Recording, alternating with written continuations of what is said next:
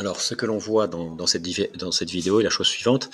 Donc, on peut trouver le vecteur vitesse en dérivant des fonctions, en dérivant ses coordonnées, hein, x, y et z éventuellement.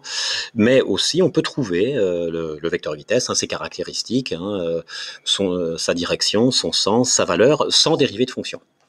Pour ça, il faut utiliser l'interprétation géométrique de la dérivée d'un vecteur, hein, du vecteur vitesse en l'occurrence. Voilà. Donc là, je vais parler de l'interprétation géométrique de la dérivée, en fait, hein, et de la dérivée d'un vecteur. Voilà. Donc, détermination d'un vecteur vitesse sans dérivée de fonction. Alors, pour ça, il faut mettre la définition du vecteur vitesse. Hein.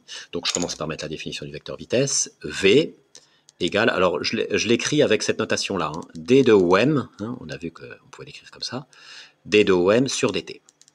D'accord. Donc, d de OM, hein, je l'ai expliqué à la vidéo précédente, d de OM, qu'est-ce que c'est? C'est une petite variation du vecteur OM. Et dt, c'est une petite variation de la durée. Hein. C'est T2 moins T1. Et d de OM, eh c'est OM de T2 moins OM de T1. Alors justement, c'est ce que j'ai pris. Donc j'ai un point M qui se déplace comme ça. À la date T1, il est ici. Le point M à la date T2 ici. Donc j'ai l'origine du repère qui est ici. XY. L'origine du repère qui est ici. Donc là, j'ai le point M de T1, hein, ou M1, j'aurais pu mettre M1, M2. Donc là, c'est le vecteur OM à la date T1, et là, c'est le vecteur OM, le vecteur position à la date T2, hein, ici, T2. Alors, bon, donc j'écris donc donc j'écris que c'est une variation, donc c'est-à-dire c'est OM de T2 moins OM de T1. Voilà, divisé par dt. Voilà.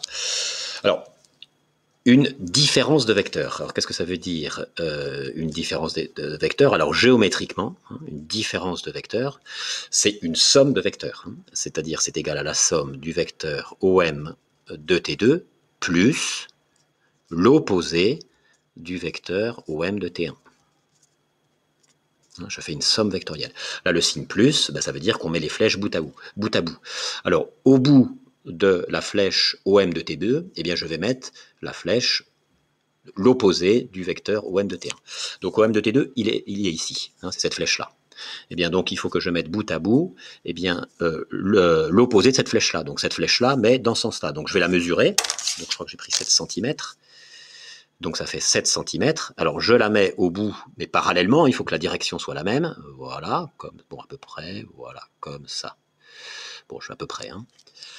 Donc on trouve ça, 7 cm. Voilà. Et le résultat de cette somme vectorielle, eh bien, c'est une flèche, hein, c'est un vecteur qui part du début de ma construction et qui arrive à la fin de ma construction. C'est-à-dire cette flèche-là. Voilà. Donc ça, c'est le vecteur, c'est ce vecteur-là, c'est-à-dire ce vecteur-là, c'est-à-dire ce vecteur-là. C'est D de OM, hein, c'est le vecteur D de OM.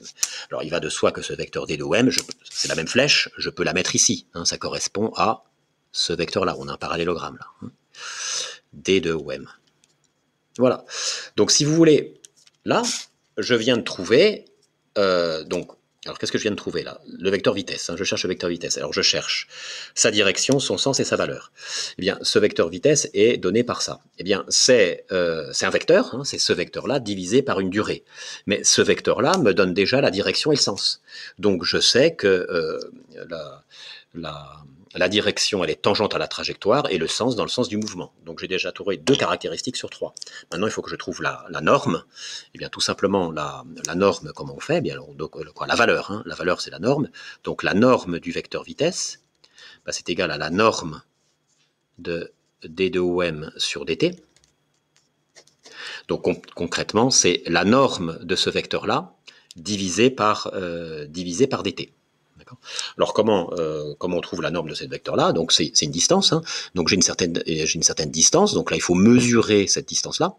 Voilà, ça fait un certain. Donc en réalité, si c'est une voiture, ça fait 8 mètres. Il faut prendre une échelle et diviser par la durée de ce petit trajet. Voilà. Et donc plus les 2 points sont proches, plus ça sera précis. D'accord.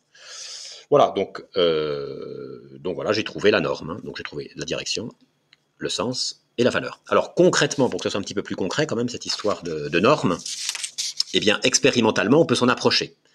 Alors voilà, j'ai un projectile comme ça, quoi, j'ai un mobile comme ça qui se déplace comme ça, il va de plus en plus vite, il accélère. Et donc on prend des photos des positions successives et puis on les rassemble. Hein, voilà. On a une chronophotographie et la durée entre deux photos, c'est 0,1 seconde. Voilà.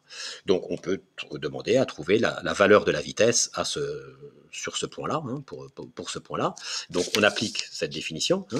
Donc la direction et le sens, on le sait maintenant, hein, c'est tangent la trajectoire dans le sens du mouvement, donc le vecteur vitesse, il va être comme ça. Et donc pour calculer sa vitesse, eh bien qu'est-ce qu'on fait?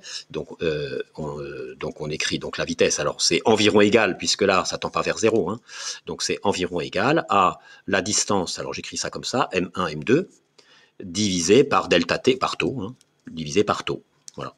Hein, dans ce cas-là, alors M1, M2, bon, bah, ça fait combien? Ça fait, alors si c'est à l'échelle 1, hein, donc ça fait 2,5 cm, donc je mets ça en mètres, hein, 2,5 10 moins 2 mètres, divisé par 0,1, voilà, donc ce qui fait 2,5 10 moins 1, ce qui fait 0,25 mètres par seconde. Voilà, comment on peut trouver.